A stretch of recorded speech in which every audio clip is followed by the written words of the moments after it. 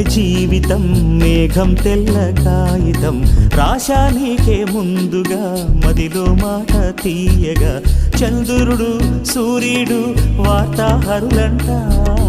రేపవలు ఎప్పుడైనా లేఖలు నిన్నే చేరును కదిలే కాలమే జీవితం మేఘం తెల్ల